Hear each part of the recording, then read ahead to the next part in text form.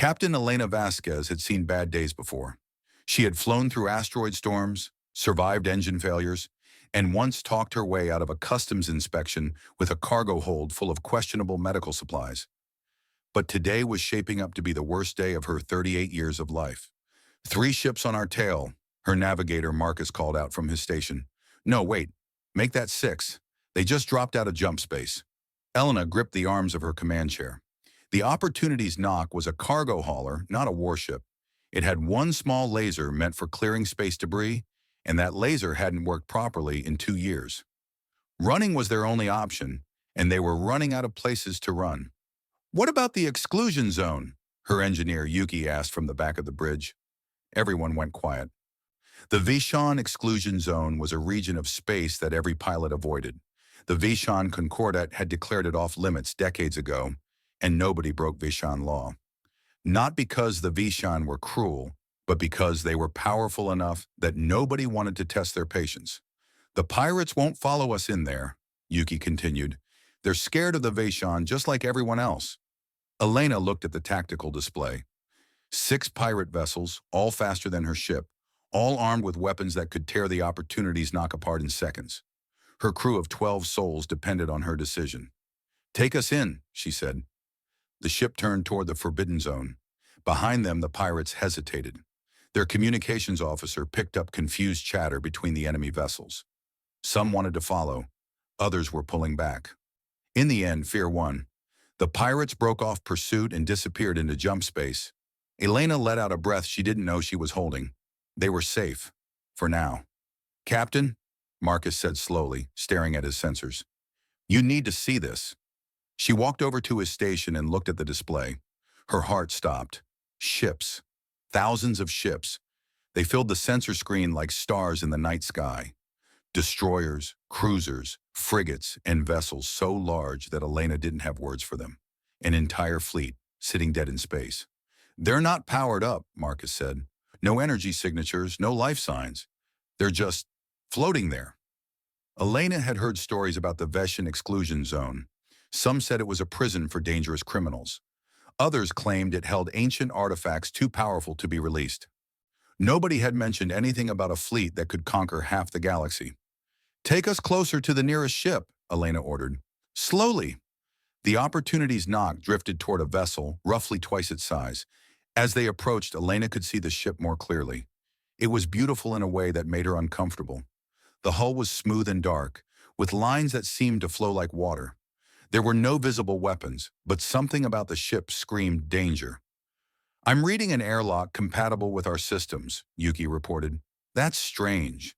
Veshan ships don't use our airlock standards." Elena made a decision that would change human history. "Suit up. We're going aboard." 20 minutes later, Elena stood inside the alien vessel with Marcus and Yuki. The interior was dark, but their helmet lights revealed corridors that seemed designed for beings roughly human-sized. The walls were made of something that looked like metal, but felt almost organic under her gloved hands. "This doesn't make sense," Yuki muttered. "The Veshan are twice our size. These corridors would be cramped for them." They found the bridge after 10 minutes of exploration. It was smaller than Elena expected, with a single chair in the center, surrounded by displays that were currently dark. The chair looked comfortable. It looked like it was waiting for someone to sit in it. Elena moved toward the chair without really meaning to. Her feet carried her forward as if following instructions from somewhere deep in her mind. She sat down. The ship woke up. Light flooded the bridge. Displays came alive with information in a language Elena didn't recognize. But somehow, in a way she couldn't explain, she understood. The ship was talking to her, not in words but in feelings, in images, in pure understanding. The ship was called Swift Judgment. It was a destroyer, built for speed and precision strikes.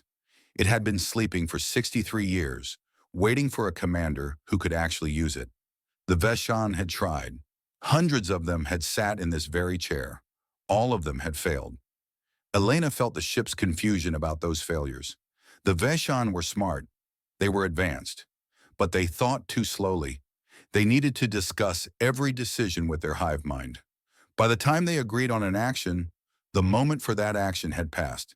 The ship's systems required instant responses, split-second decisions, the kind of choices that only an individual mind could make. And there was something else. The ship could feel Elena's emotions, her fear from the pirate chase, her curiosity about the fleet, her determination to keep her crew safe. The Vashon had no such emotions. They found the ship's empathic connection terrifying. Some of them had gone mad from the experience. Elena found it comforting. For the first time in her life, she didn't feel alone. "Captain?" Marcus's voice seemed far away. "Your eyes are glowing." She turned to look at him. She could feel the ship's sensors focusing on her crew, analyzing them, recognizing them as allies. The ship wanted to protect them too. It wanted to be useful again. It wanted to fly.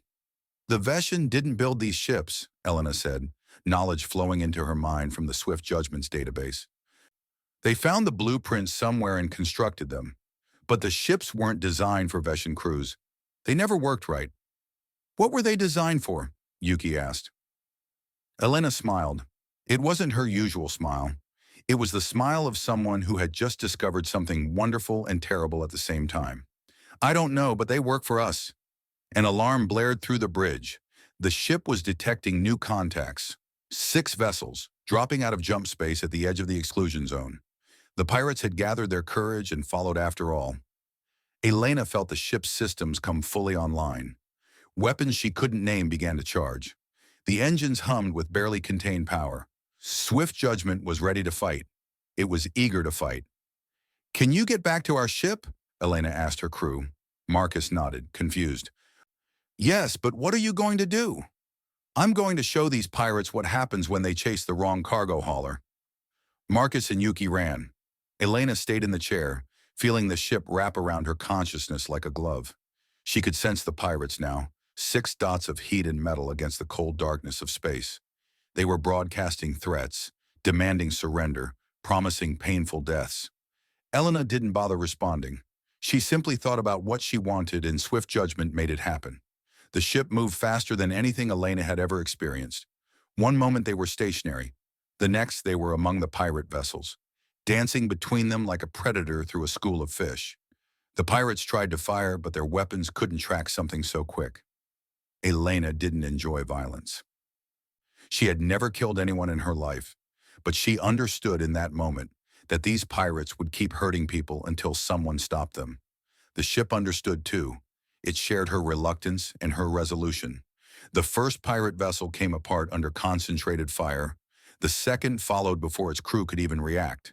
The third and fourth tried to flee, but Swift Judgment was faster. The fifth surrendered, but Elena sensed the crew preparing a suicide attack. The ship eliminated them before they could complete it. The 6th pirate vessel had the smartest captain.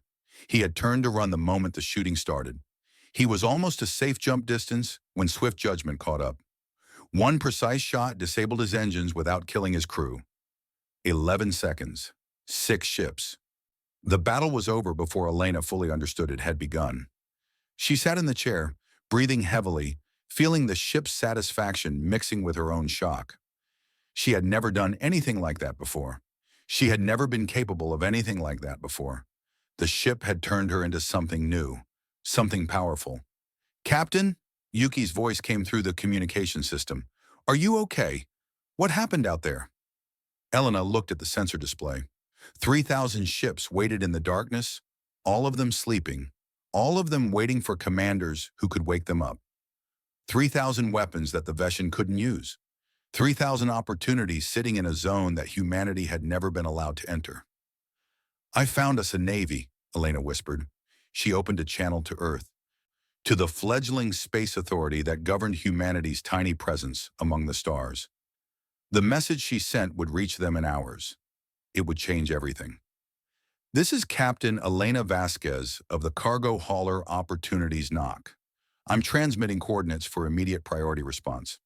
I've discovered an abandoned fleet of alien warships in the Veshan exclusion zone. These ships don't work for the Veshan, but they work for us.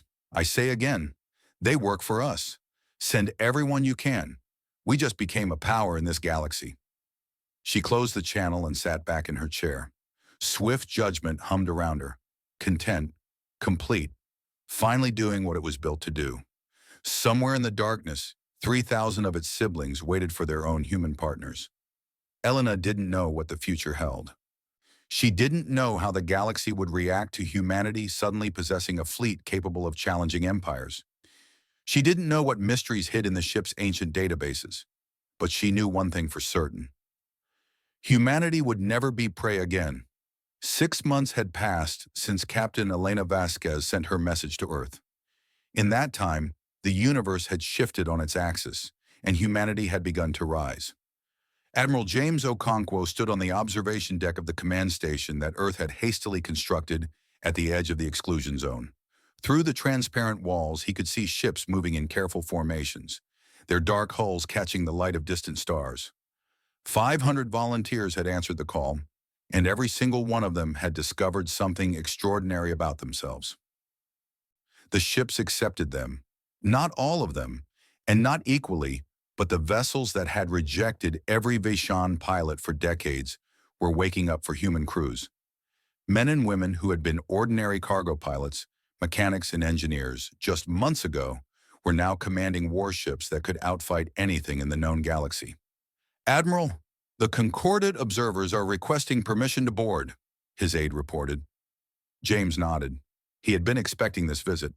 The Galactic Concordat, the loose alliance of species that governed most of civilized space, had sent representatives to watch humanity's progress. Officially, they were here to ensure that salvage operations followed proper protocols. Unofficially, they were terrified. The lead observer was a Veshan named Thresh Valen. He stood 3 meters tall, with skin like polished copper and eyes that shifted colors based on his emotional state. Right now, those eyes were a deep purple, which James had learned meant anxiety. "Admiral Okonkwo," Thresh Valen said, his translator turning his whistling speech into flat English. "I have reviewed your reports. The numbers cannot be correct." "Which numbers trouble you?" "All of them." The Veshan's eyes darkened further. "You report a 92% bonding success rate between human pilots and our abandoned vessels. When we operated these ships, our success rate was less than 3%. Most of our pilots suffered psychological damage from the attempt." James gestured for Thresh Valen to follow him. "Let me show you something." They walked through the station to a viewing gallery that overlooked a testing range. Below them, a young pilot named Sarah Chen was being evaluated on a frigate-class vessel. James had read her file. She was 24 years old, a former shuttle mechanic who had never flown anything larger than a maintenance pod. "Watch," James said. The frigate began to move. It shouldn't have been possible. The maneuvers Sarah was executing required years of training and experience that she simply didn't have. The ship twisted through an obstacle course of asteroids, firing at targets with perfect accuracy, demonstrating capabilities that the Vishan had never unlocked. Thresh Valen's eyes had gone completely black. "How is she doing that? The navigation calculations alone should take minutes to process." "She's not calculating anything," James explained. "The ship does the math. Sarah just decides what she wants to happen, and the ship makes it happen. The interface is intuitive for us in a way it never was for your people." "Intuitive," Thresh Valen repeated. "We lost dozens of pilots to madness trying to use these ships. Their minds couldn't handle the connection. They described it as drowning in alien thoughts." James nodded slowly. "Our pilots describe it differently. They say it feels like coming home." Over the next few days, Thresh Valen observed everything. He watched pilots bond with vessels for the first time, their eyes glowing briefly as the ships accepted them. He studied the weapon systems that humans were somehow able to operate, probability-based weapons that the Vishan had deemed too unpredictable for combat use. He toured the engineering bays where human mechanics were repairing ships that hadn't flown in decades. The Vishan grew more disturbed with each observation. The weapons were the worst part. Vishan engineers had spent years trying to make the probability disruptors work reliably. The weapons were supposed to calculate the most likely position of enemy vessels and fire at where they would be, not where they were. But the calculations took too long. By the time a Veshan gunner approved a firing solution, the target had moved somewhere else entirely. Humans didn't have that problem. They didn't wait for calculations. They felt where their enemies would be, trusted their instincts, and fired. The weapons responded to that instinct as if they had been designed for it, which, as it turned out, they had been. James introduced Thresh Valen to Dr. Maya Santos, the scientist leading the effort to understand the ship's technology. She was a small woman with gray hair and eyes that sparkled with barely contained excitement. The ships aren't Veshan in origin, she explained, showing them holographic displays of her research. Your people built them from blueprints you found in ancient ruins. But the original designers had something very specific in mind. What do you mean? Thresh Valen asked. The neural interfaces are calibrated for a brain structure that doesn't match Veshan biology. The reaction time requirements match human reflexes exactly, not Veshan reflexes. The emotional bonding systems are designed for species that experience strong, individual emotions, which the Veshan hive mind doesn't. Dr. Sanos pulled up a comparison chart. Every single design choice in these ships favors human psychology over Veshan psychology. It's as if whoever created the original blueprints knew exactly what humans would be like and built these vessels specifically for us. Thresh Valen was silent for a long moment. That's impossible. These blueprints are over 100,000 years old. Humanity didn't exist in space back then. You were still living in caves. Yes, Dr. Santos agreed. We were. And somehow someone knew what we would become. The revelation should have been comforting. Instead, it made everyone more nervous. Someone had prepared for humanity's arrival among the stars. Someone had left them weapons specifically designed for human hands and human minds. The question was, why? James didn't have time to worry about ancient mysteries. He had a more immediate problem. One of the ships in the fleet was different from the others, larger, more powerful, and completely unwilling to accept any commander they had offered it. The vessel was called Silence of Extinction. It was a dreadnought, easily 10 times the size of the destroyers and frigates that made up most of the fleet. Its weapons included something that the Vashan had called a world cracker, a device capable of destroying planets. The Vashan had never been able to activate it, and they had considered that a blessing. Every pilot who entered Silence of Extinction came back shaken. The ship wasn't hostile, they reported. It was waiting for someone specific. Someone who understood what it meant to carry the power of extinction. Lieutenant David Chen wasn't supposed to be in the testing rotation. He was a support officer, responsible for logistics and supply chain management. He had applied for pilot training 3 times and been rejected each time. Not because of any lack of skill, but because of what was in his psychological profile. David had served on a colony transport 5 years ago. A navigation error had sent them into an unstable region of space. The resulting accident had killed 847 people. David had survived only because he had been in an escape pod, helping with an unrelated repair. He had spent 5 years carrying the weight of those deaths, convinced somehow that he should have died with them. He entered Silence of Extinction on a maintenance errand, delivering replacement components to a team studying the ship's engines. He wasn't supposed to go anywhere near the bridge, but the ship had other ideas. The corridors shifted around him, doors that should have been locked opened. Passages that led to engineering suddenly led somewhere else entirely. David found himself standing on the bridge of the most powerful warship in the fleet, staring at an empty command chair. He understood then. The ship had been calling to him. It had sensed his presence on the station, felt the weight he carried, recognized something in him that it had been searching for. David sat in the chair. Silence of Extinction woke up. James arrived on the bridge 10 minutes later, alerted by sudden energy spikes throughout the dreadnought.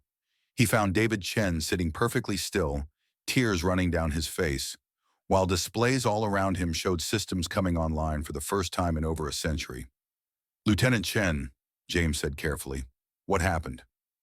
David opened his eyes. They were glowing brighter than any pilot James had seen. Twin stars burning in his face. The ship was waiting for someone who understood, Admiral. Someone who knew what it meant to carry the power to end lives. Someone who would never use that power carelessly because they knew exactly what it cost. The displays showed weapon systems that made James's blood run cold. Planet crackers, star destabilizers, probability bombs that could unmake matter at the atomic level. Silence of Extinction was a weapon designed to end civilizations. And it had chosen David Chen, a man haunted by 847 deaths, to be its commander. I can feel it, David whispered. The ship's purpose. It wasn't meant to destroy worlds. It was meant to protect them. But protection sometimes requires the ability to destroy. Someone has to carry that burden. Someone has to be willing to make impossible choices. James stared at the young lieutenant, seeing something new in him. Not the broken survivor who had applied for pilot training 3 times. Someone else. Someone who had finally found a place where his pain made sense. "Can you control it?" James asked. David smiled sadly. "I don't control it, Admiral. I understand it. And yes, I can command it." That night, Thresh Valen sent a secret transmission to the Concordat. His hands trembled as he recorded the message, his eyes cycling through colors that represented emotions his translator couldn't name. "They're not salvaging failures," he said. "They're inheriting an arsenal we were never meant to have. The ships work for them, all of them, even the ones that destroyed our best pilots. They've activated the silence of extinction. A human sits in its command chair, and the dreadnought accepts him as if he was born for the role." He paused, struggling to find words for what he had witnessed. "We thought we were watching primitives play with tools too advanced for them. We were wrong. These tools were designed for humans. Someone 100,000 years ago built a fleet specifically for a species that didn't yet exist among the stars. And now that species has claimed its inheritance?" Thresh Valen looked out his window at the ships moving in the darkness. 500 vessels operational, with more waking every day. 3,000 in total once humanity finished the salvage operation. A fleet that could challenge any power in the galaxy. "I don't know what the architects intended," he concluded. "I don't know why they built these ships for humans. But I know this. The galaxy just changed forever. Humanity is no longer a minor species. They are a power, and they have weapons that could kill worlds." He ended the transmission and sat in silence, watching the stars, wondering what his people had accidentally created. The Dominion of Keth had ruled its region of space for 12,000 years. 47 species lived under their control, some as partners, most as subjects. The Keth themselves were reptilian beings, cold-blooded in biology and temperament, with a simple philosophy: the strong take what they want, and the weak learn to serve. When news reached the Dominion that humanity had salvaged the Veshan fleet, the response was immediate. These ships had been built to fight the Keth during a war that ended 60 years ago. The Veshan had surrendered rather than keep trying to operate vessels that drove their pilots insane. The Keth had considered the matter closed. Now a species that most Keth couldn't even name was flying ships that had been designed to destroy them. This was unacceptable. The ultimatum arrived at Earth 3 months after David Chen activated Silence of Extinction. Surrender the fleet immediately or face consequences. The message was delivered by a Keth war speaker, a position that combined the roles of diplomat and executioner. His name was Thrak Ven, and he had personally overseen the surrender of 6 civilizations. Admiral James Okonkwo received the ultimatum in the same conference room where humanity's leaders had first discussed what to do with their unexpected inheritance. The room was crowded now with military officers, diplomats, and scientists who had spent the last month studying the fleet's capabilities. "They're giving us 7 days to comply," James reported. "After that, they say they'll send a force to take the ships by force." "Can they?" asked General Catherine Park, who commanded Earth's conventional military forces. "The Keth have approximately 10,000 warships in active service," Dr. Sanos answered. "Their technology is advanced, comparable to the Concordat's best. In a conventional fight, they would destroy anything we could throw at them. But we don't have conventional weapons anymore," James said. "We have the fleet." The debate lasted 3 days. Some argued for surrender, unwilling to risk war with an empire that had crushed dozens of civilizations. Others wanted to hide, to take the fleet and run to some distant corner of the galaxy where the Keth couldn't find them. A few suggested giving the Keth some ships as a compromise. In the end, the decision was made by the pilots themselves. Elena Vasquez, now captain of the destroyer Swift Judgment, spoke for them. "These ships chose us," she said, standing before the assembly. "They waited 100,000 years for commanders who could actually fly them. We're not giving them to people who just want to add them to a museum, and we're not running." "What do you suggest?" General Park asked. Elena smiled the same smile she had worn when she first sat in the command chair of Swift Judgment. "We show them what happens when you threaten humanity." The Keth expected easy victory. They sent 2,000 warships to the border of human space, an overwhelming force that would crush any resistance. Thrak Ven himself commanded the fleet from his flagship, Dominion's Wrath, eager to add another conquest to his record. Admiral Okonkwo met them with 200 vessels, a fraction of humanity's growing fleet. The rest remained in reserve, protecting Earth and continuing salvage operations.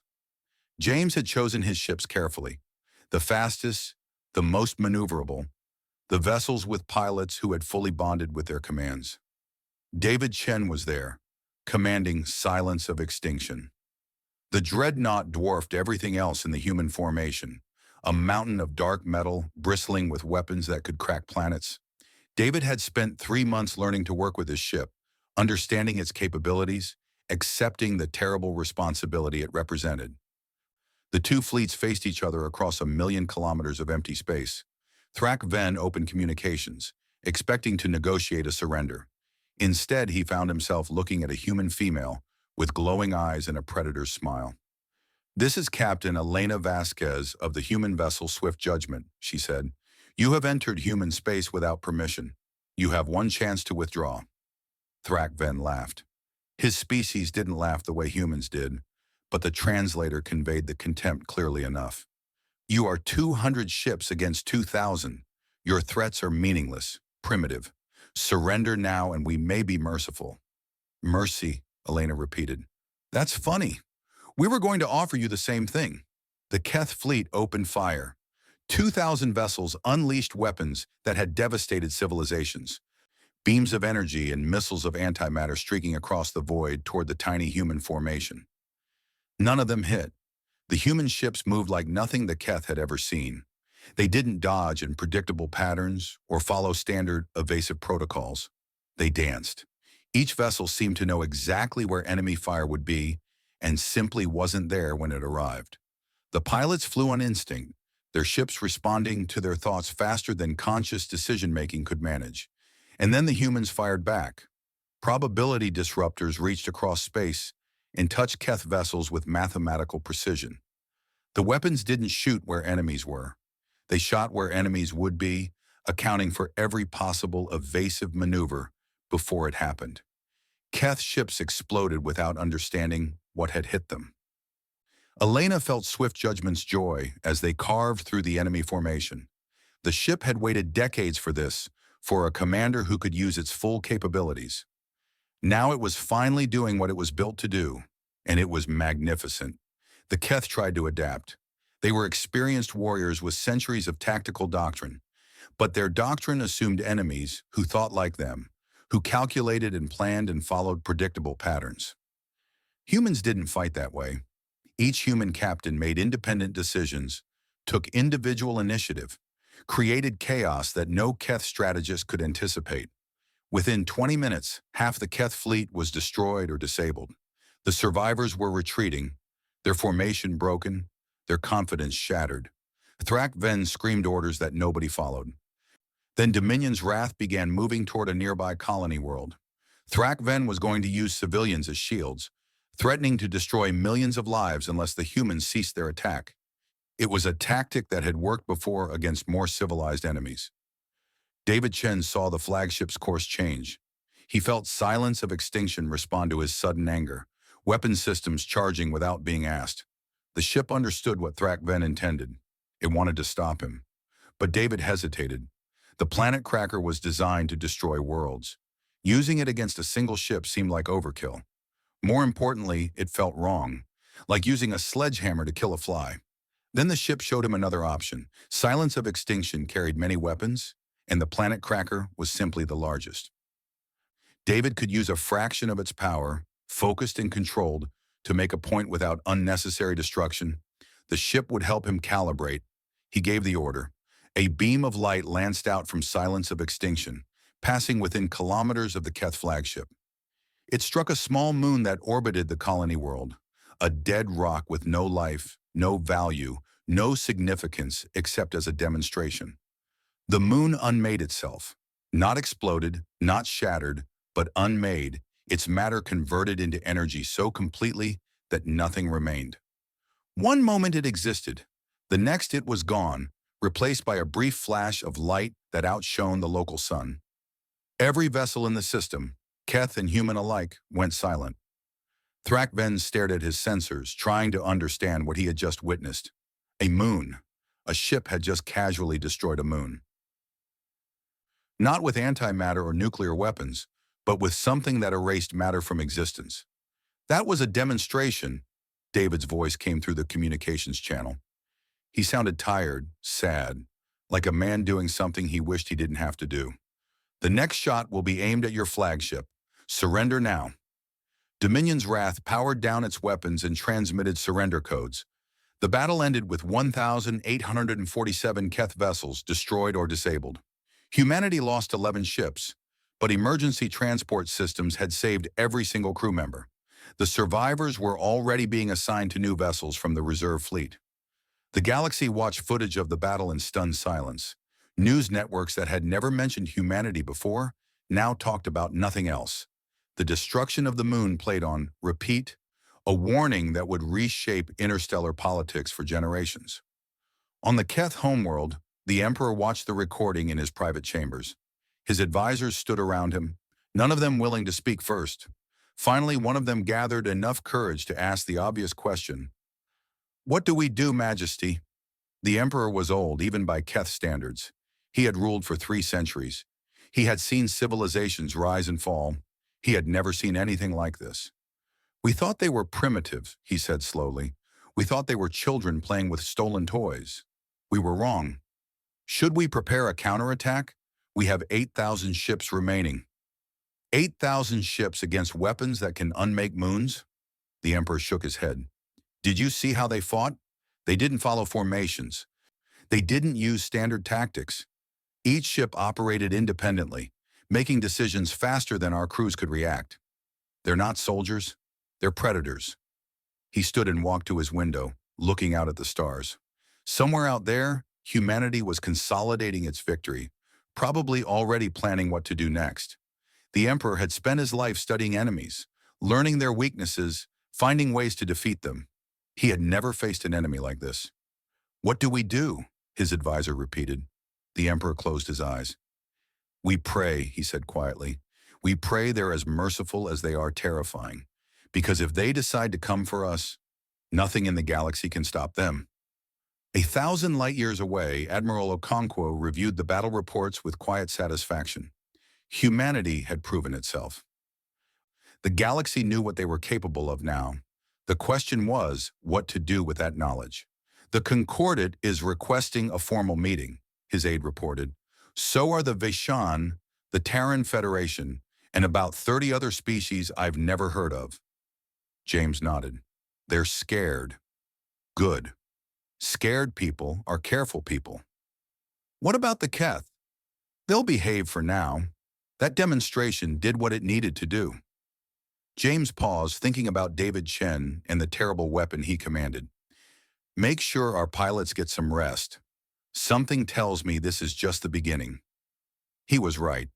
But the true beginning was still waiting, hidden in the depths of silence of extinction, in an archive that hadn't been opened in 100,000 years. The ships had secrets they hadn't shared yet. And humanity's greatest challenge was still to come. Captain David Chen couldn't sleep anymore. Every time he closed his eyes, he saw the moon disappearing, watched matter become energy, become nothing. He had done that. He had given the order, felt the ship respond, witnessed the destruction. It had been necessary. It had saved millions of lives on the colony below. But knowing that didn't make the nightmares stop. Silence of extinction felt his distress. The ship was always there now, a presence at the edge of his thoughts, sharing his emotions and trying to offer comfort in ways that alien technology couldn't quite manage. But lately the ship had been doing something else. It had been trying to show him things. The whispers started 2 weeks after the battle. Not voices exactly, more like feelings that carried meaning. The ship wanted David to go somewhere, to see something. At first he ignored it, too exhausted and too afraid of what he might find. But the whispers grew stronger, more insistent, until finally he couldn't resist anymore. He walked through the corridors of silence of extinction at 3 in the morning, ship time. The halls were empty, his skeleton crew sleeping in their quarters. The dreadnought was too large for the handful of personnel currently assigned to it, but David preferred the solitude. Fewer people to see his hands shake, fewer witnesses to his growing obsession with what the ship was trying to tell him. The whispers led him deep into the vessel, past engineering sections and weapons bays, into areas that hadn't been explored yet. The ship opened doors for him that had been sealed since before the Veshan discovered the blueprints. David walked through chambers filled with technology he couldn't identify, past machines that hummed with purposes he couldn't guess. Finally, he reached a room that made him stop. It was a perfect sphere, maybe 50 meters across, with walls that glowed with soft blue light. In the center floated a crystal structure, complex and beautiful, pulsing with energy that matched David's heartbeat. This was what the ship wanted him to find. This was what had been calling to him since he first sat in the command chair. David approached the crystal and it responded to his presence. Images began to flow into his mind, clearer than any communication the ship had managed before. Not feelings this time, but actual information. Records, history, truth. The Vashan hadn't designed this fleet. He already knew that. But what he hadn't known, what no one had known, was who actually created it. They called themselves the architects. The crystal showed David images of beings that looked almost human, tall and graceful, with eyes that held the light of stars. They had existed 100,000 years ago, when humanity was still learning to make fire, when Earth was just another unremarkable world orbiting an average star. The architects had traveled the galaxy, studying young species, cataloging their potential. They had found something special in the primitive humans they observed. Not intelligence exactly. Other species were smarter. Not technology. Humans didn't have any. What they found was something harder to define. Humans formed bonds. They cared about each other as individuals, not just as members of a group. They felt emotions deeply and personally. They made decisions based on instinct and intuition, trusting their feelings when logic wasn't enough. They were capable of incredible violence when protecting those they loved, but also capable of mercy when hatred would have been easier. The architects saw this combination and recognized its potential. Someday they realized this strange species would reach the stars, and when they did, they would need ships that matched their nature. So the architects built them, not just Silence of Extinction, but the entire fleet, 3,000 vessels designed from the ground up, for a species that wouldn't exist for thousands of generations. Every system was calibrated for human reflexes, human emotions, human psychology. The defects that the Veshan complained about weren't defects at all. They were features specifically designed to be unusable by anyone except humans. But why? The crystal showed David more, and he began to understand. The architects had known they were dying. Some disease, some war, some catastrophe that the records didn't make clear. They had time to prepare but not to survive. So they looked to the future and decided to leave a legacy. The galaxy was dangerous. Species rose and fell. Empires conquered and crumbled. Civilizations destroyed each other in wars that burned entire star systems. The architects believed that someday someone would need to bring order to the chaos. Someone who could fight when necessary but would choose peace when possible. Someone who understood both destruction and mercy. They chose humanity for that role. They built the fleet as a gift, an inheritance waiting to be claimed, and they hid the blueprints where they knew the Veshan would eventually find them, knowing that the Veshan would build what they couldn't use, and that someday humans would come to claim it. David's head was spinning with the enormity of what he was learning, but the crystal wasn't finished. There was one more secret, one final revelation that made everything else seem small. The fleet was incomplete. 3,000 ships sat in the exclusion zone, salvaged and activated by human crews. But they were only the body of the inheritance. The mind, the true power, waited elsewhere. A command ship built to coordinate and control the entire fleet, equipped with weapons that made Silence of Extinction look like a toy. The crystal showed David an image of the command ship, and he recognized it immediately. It was in Earth's solar system. It had been there for billions of years, disguised as a dead moon, waiting patiently in the asteroid belt. Everyone assumed it was just another chunk of rock and ice. No one had ever looked closely enough to see the truth. "Oh, God," David whispered. The crystal pulsed, and he saw what the command ship contained. Weapons that could destabilize stars, shields that could protect entire planets, communication systems that could coordinate 1 million vessels across 1,000 light years, and something else, something the architects had called the choice. The fleet was designed to protect or destroy. The command ship contained the mechanism to decide which. Once activated, its new commander would have to make a decision that couldn't be undone. The weapons could be configured to kill worlds or save them, but not both. The choice was permanent. The architects had left humanity the power to become the galaxy's greatest destroyers or its greatest protectors. They had trusted that when the moment came, humans would choose wisely. David stood in the chamber for a long time, processing what he had learned. The weight of it was almost unbearable. Humanity had been chosen for this responsibility 100,000 years ago. Everything that had happened since, the discovery of the fleet, the battle with the Keth, his own bonding with Silence of Extinction, had all been leading to this moment. He had to tell someone. He had to share this burden. Admiral Okonkwo listened to David's report in silence. Dr. Santos was there too, her scientific mind racing to process the implications. Elena Vasquez had been called in as the senior pilot representative.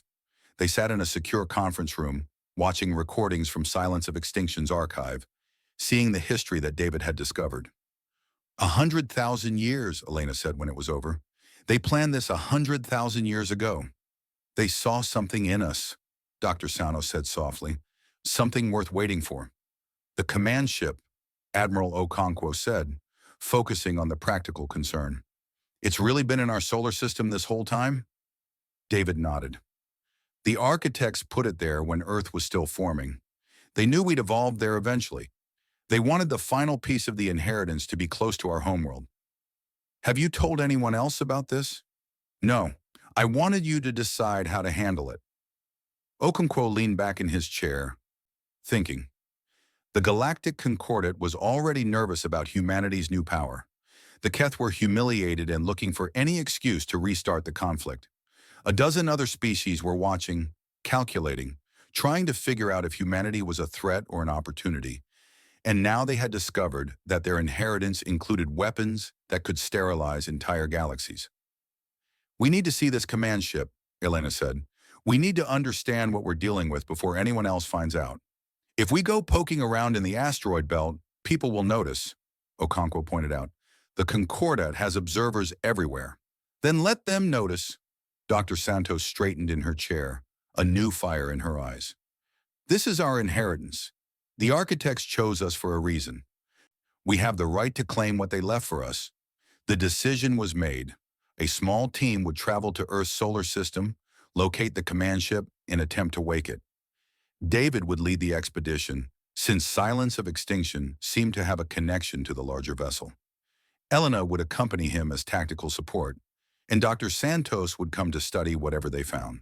Before they left, Thresh Valen requested a meeting with Admiral Okonkwo. The Veshan observer had been quiet since the battle with the Keth, watching and recording but saying little. Now he seemed agitated, his eyes cycling through colors faster than Okonkwo had ever seen.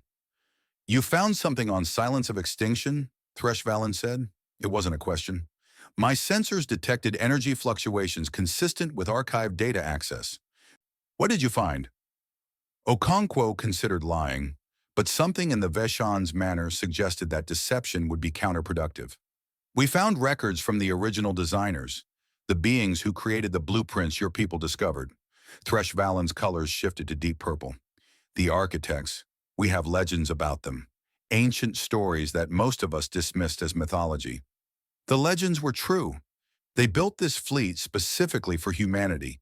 They left us something else too, something bigger. The Veshan was silent for a long moment. My people tried to use these ships for decades. We lost hundreds of pilots to madness and failure. When we finally gave up, we felt ashamed. We had found something powerful and couldn't make it work. It wasn't your fault. The ships were never meant for you. I understand that now. Thresh Valen's eyes shifted to something Okonkwo hadn't seen before, a color that the translator identified as respect mixed with fear. The architects chose your species to inherit their legacy. They gave you weapons that could reshape the galaxy. What will you do with that power? Okonkwo thought about the question seriously before answering. We don't know yet, but I promise you this. Whatever we decide, it won't be decided carelessly. The weight of this responsibility is not lost on us. 3 days later, David Chen guided Silence of Extinction into the asteroid belt of Sol system. Elena's swift judgment flew beside him, her crew alert and ready for anything. Dr. Santos monitored sensors from a research vessel that followed at a safe distance. They found the command ship exactly where the archive had said it would be. It looked like an asteroid, roughly spherical, covered in craters and ice. But David could feel it calling to him, the same way Silence of Extinction had called. The disguise was perfect to external sensors. To someone bonded with the fleet, it was obviously artificial. I'm detecting energy signatures, Elena reported. It's waking up. It knows we're here. David guided his ship closer. The asteroid's surface began to change, cracks appearing in the ice, revealing dark metal beneath. The command ship was shedding its disguise after 4 billion years of waiting. And somewhere in its depths, the choice was waiting to be made. This is it, David said quietly. Everything we've done has led to this moment. He prepared to dock with the ancient vessel, knowing that when he emerged, nothing would ever be the same. Humanity was about to claim its full inheritance. The only question was what they would do with it. The interior of the command ship was nothing like David expected. Where Silence of Extinction felt like a weapon, cold and purposeful, this vessel felt like a cathedral. The corridors stretched upward into darkness, lined with crystals that pulsed with soft light. Every surface hummed with energy that David could feel in his bones. Elena walked beside him, her hand resting on the weapon at her hip, even though they both knew it would be useless here. Dr. Santos followed behind, her scanner recording everything, her eyes wide with wonder. The architects built this to last, Dr. Santos whispered. 4 billion years in the asteroid belt, and everything still works. The engineering is beyond anything I've ever seen. The ship was guiding them, just as Silence of Extinction had guided David to its archive. Doors opened before they reached them. Corridors illuminated as they approached. The vessel wanted them to find its heart. They reached the central chamber after an hour of walking. It was a sphere, like the archive room on Silence of Extinction, but vastly larger. A kilometer across at least, with walls that displayed the entire galaxy in real time. David could see stars, planets, the positions of every ship in the inherited fleet. He could see Earth, blue and beautiful, hanging in the void. In the center of the chamber floated a structure that defied easy description. It looked like a throne, or maybe an altar, or perhaps a cocoon. It was made of the same crystal as the archive, but more complex, more alive. Tendrils of light reached out from it, connecting to displays and systems throughout the room. The choice, Dr. Santos said, reading the energy patterns with her scanner. This is where it happens. David approached the structure slowly. He could feel it waiting for him, patient after so long, ready to complete its purpose. But something made him hesitate. The weight of what he was about to do pressed down on him like a physical force. What exactly happens when I sit in that thing? He asked. The room answered him, not in words, but in images that formed in his mind. The choice was simple in concept, impossible in execution. The fleet's weapons could be configured for destruction or protection. The planet crackers could become planet shields. The star destabilizers could become star stabilizers. The probability weapons could predict disasters and prevent them, instead of predicting enemies and destroying them. But the configuration was permanent. Once chosen, it couldn't be changed. If humanity chose destruction, they would have the power to end civilizations, but never to save them. If they chose protection, they could defend worlds from any threat, but would lose the ability to take offensive action. The architects had believed that this limitation was necessary. Power without restraint corrupted. The choice forced whoever made it to commit to a path and accept its consequences. That's insane, Elena said when David explained. What if we choose protection and someone attacks us? We'd be defenseless.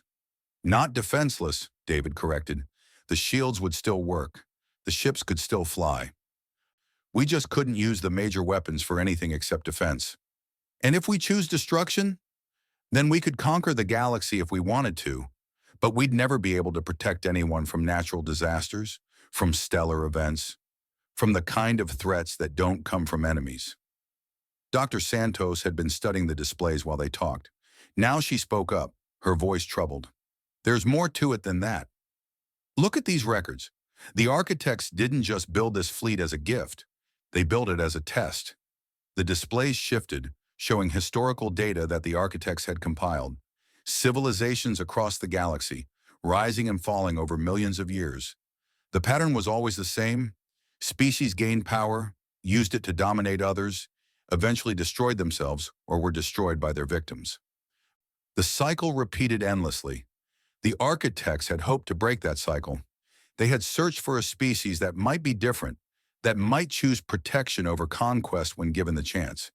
They had watched humanity for generations, seen the wars and the cruelty, but also the compassion and the sacrifice.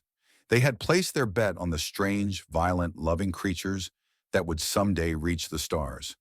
They didn't just choose us to inherit their weapons, David realized.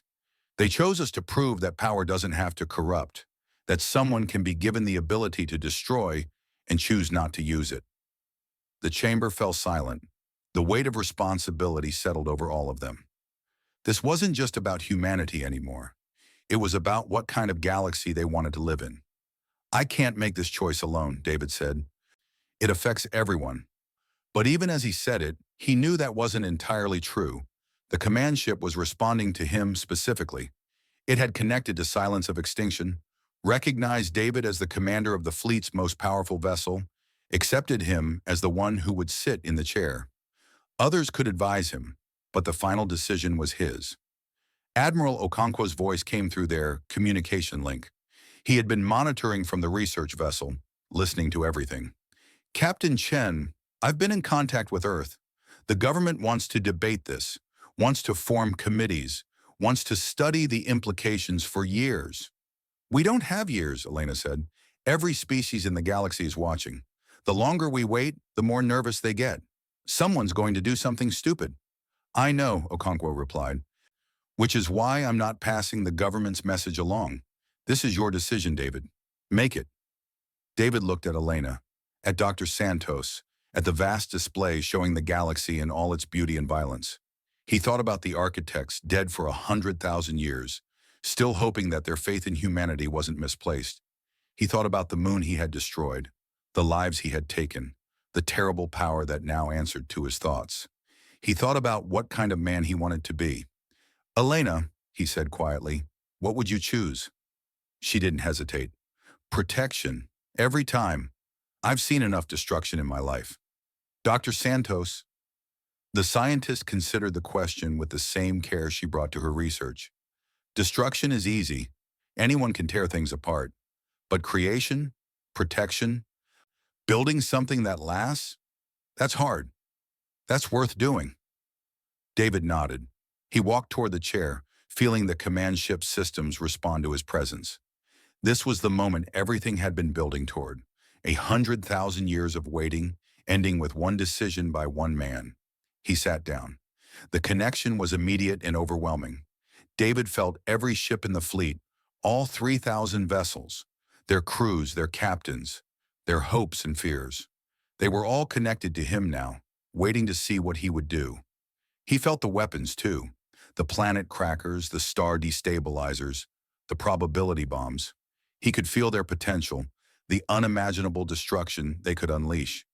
It would be so easy to choose power, to make humanity the most feared species in the galaxy. But fear wasn't respect. Conquest wasn't legacy. The architects hadn't waited 100,000 years to create another empire of ashes. David made his choice. Light exploded through the chamber. The displays shifted, reconfigured, transformed. David could feel the weapons changing, their purpose rewriting itself at the most fundamental level.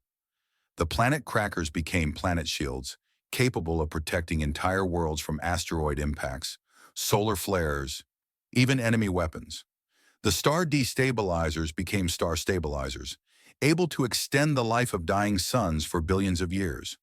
The probability weapons became probability harmonizers, predicting natural disasters before they happened and calculating ways to prevent them. The fleet that could kill worlds became the fleet that could save them. "It's done," David whispered. Elena was at his side, her eyes wide with wonder. "What does it feel like?" "Like putting down a weight I didn't know I was carrying." David smiled, and for the first time since he had bonded with Silence of Extinction, the smile reached his eyes. "Like coming home." The news spread across the galaxy within hours. Humanity had claimed its full inheritance, awakened the command ship, and made the choice. The specifics were shared openly, without secrecy or deception. Humanity had chosen protection. The reactions were mixed. Some species were relieved, grateful that the terrifying new power in the galaxy had chosen mercy over conquest. Others were suspicious, assuming it was a trick, a ploy to make enemies lower their guard. A few were disappointed, having hoped to ally with humans in wars of expansion. The Keith Emperor watched the announcement in his private chambers. His advisors expected rage, demands for revenge, plans for another attack. Instead, the Emperor sat in thoughtful silence for a long time. "They could have chosen destruction," he finally said. "They could have come for us, ended our empire, burned our worlds. With those weapons, nothing could have stopped them. They're weak," one advisor suggested. "They lack the will to use what they've been given." The Emperor shook his head slowly. "No, it takes no strength to destroy. Any fool can tear down what others have built. But to have unlimited power and choose not to use it, to be able to kill worlds and choose to save them instead?" He stood, walking to his window to look at the stars. "That is strength we have never possessed." 5 years passed. The galaxy slowly adjusted to the new reality. Humanity didn't conquer anyone. They didn't demand tribute or obedience. They simply existed, a quiet power that occasionally appeared when someone needed help. The first major test came when a Keth colony world faced extinction. Their sun was dying, decades ahead of schedule, destabilized by some natural process that their scientists couldn't explain. Billions of lives were at risk, and the Keth lacked the technology to save them. David Chen received the distress call aboard Silence of Salvation, the new name for his dreadnought.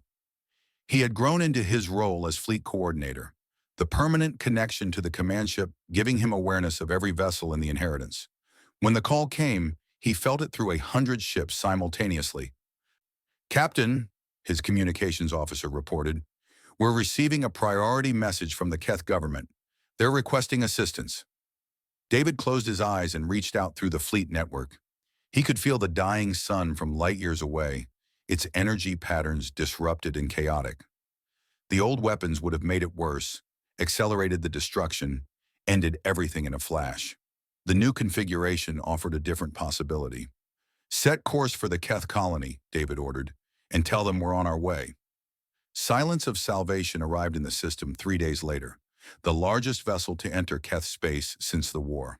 The colonists watched in terror as the ship that had once destroyed a moon positioned itself near their dying sun. They expected death. Everyone expected death. David activated the star stabilizer. It wasn't a weapon anymore, but it was still spectacular. Energy poured from Silence of Salvation into the sun, not destroying, but restructuring, healing the damage that was killing the star. The process took hours, David guiding it with thoughts and instincts that the architects had somehow known he would have. When it was over, the sun burned stable and healthy.